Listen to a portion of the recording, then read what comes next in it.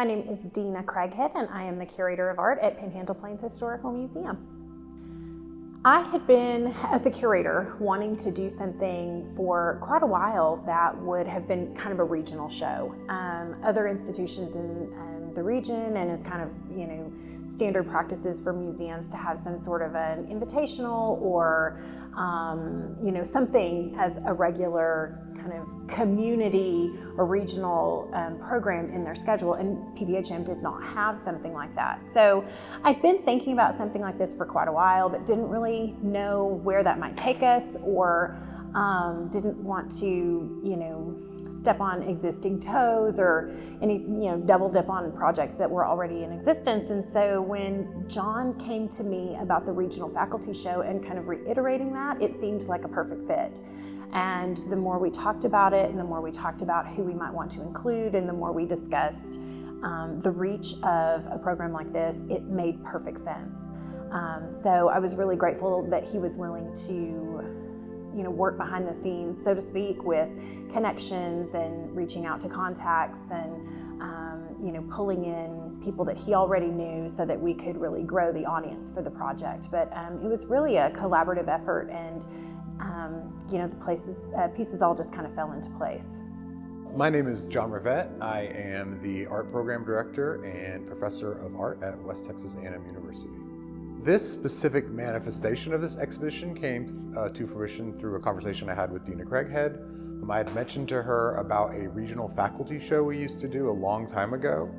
I think the original versions, I wasn't actually involved, but I was approached by Carolyn Lindsay from Clovis Community College, I think in 2013, about participating in the show. And then the next few years we would do it rotating at different campuses. And it was a much smaller scale show than this. Then Carolyn retired and COVID happened, so the regional faculty show kind of fell away. But post-COVID, Dean and I began talking about reinstating this idea and going a little bit bigger, because one of the things we like to deal with is the regionality and the connectivity between us in this larger region. And we thought this was a good opportunity to explore that. We've had a tremendous response. So there are 41 artists from 9 different schools. Of course, WT, there's also Texas Tech, and I'm not gonna be able to remember all of them, but San Angelo, we have Midwestern, IAIA in Santa Fe, we had Highlands in Las Vegas, we had South Plains Eastern New Mexico. So we've had a tremendous response, but artists working in all different kinds of mediums. But the common thread is that they are all art faculty at colleges and universities in the region. I think this show is important for several reasons, because it shows connections between our universities. It shows that we're all working as professors in similar modes, meaning not necessarily styles of art, but we are thinking contemporary, and we're really addressing themes of Western art in our own modern version. And one of the things that I work with specifically, and a lot of my colleagues, is we talk about the idea of the New West.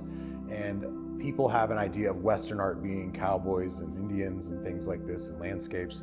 Well, that is a variation of it, but us as artists who live in the West also make Western art, so anything we make can be considered within that idea. And I think this show is important because it highlights that idea that we're making diverse works that people wouldn't expect within the labeling of Western art. John is a maker and I'm not.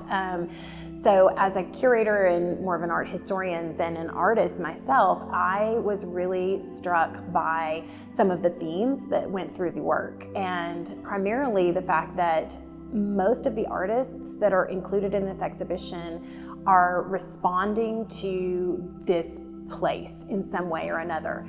They're pulling from the materials that they find here, cyanotypes of tumbleweeds, so we have these beautiful light drawings of the natural world here. We have a tremendous amount of ceramic artists, responding to the actual earth, not that they necessarily went out and dug the clay themselves, but this really earthy response to this place.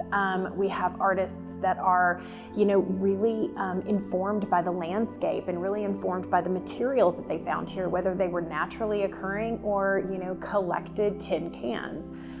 I think that people should walk away with the show having a new appreciation or understanding of the region we're coming from. I think that it inspires us all in unique ways, and I would hope that people recognize that and find new ways to find inspiration in this region as well.